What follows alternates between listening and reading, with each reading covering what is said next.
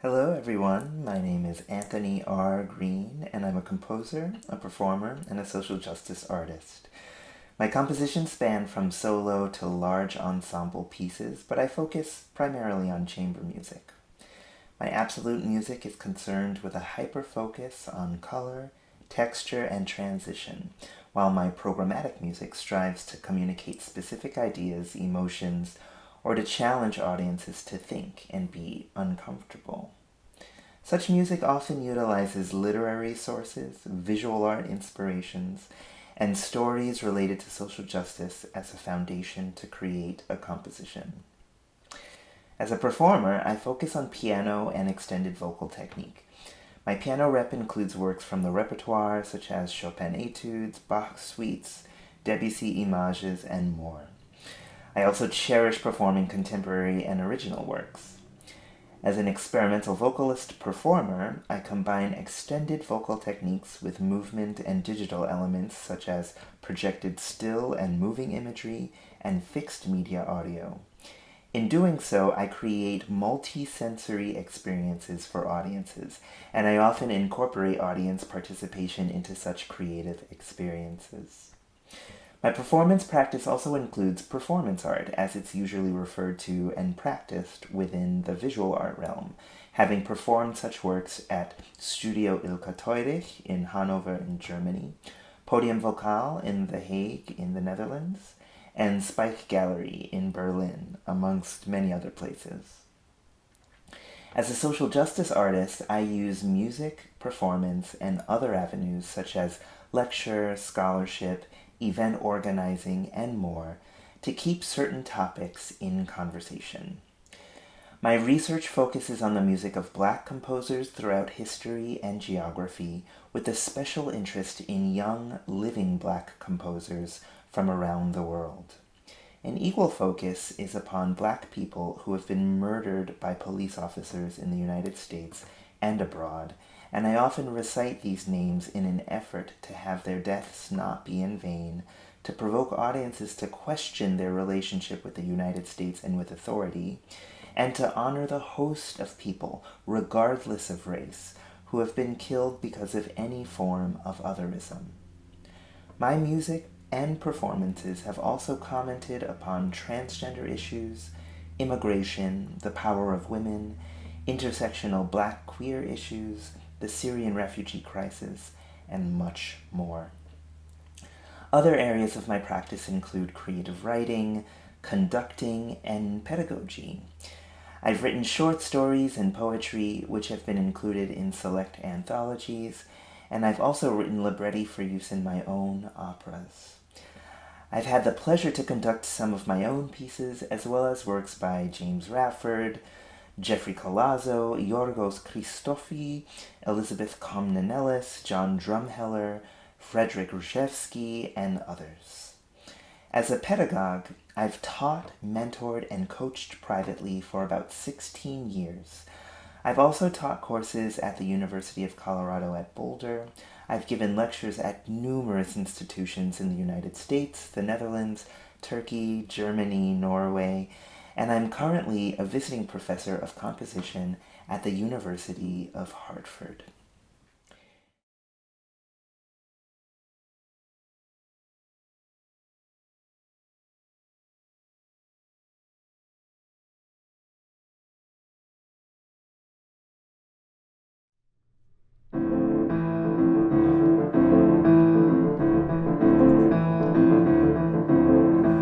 When you dance till you think of Spain,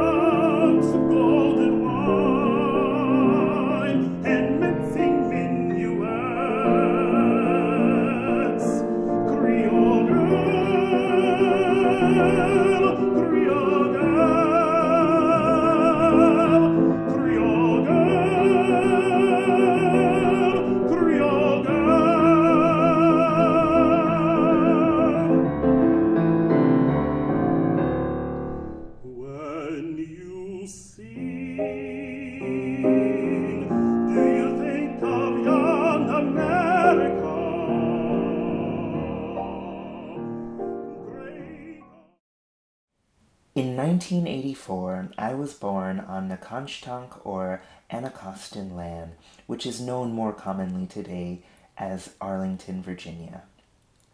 I was raised on Narragansett and Pauku'unaukit or Wampanoag land, which is known more commonly today as Providence, Rhode Island. As a child, I learned basic piano by ear before beginning formal studies at the age of 10.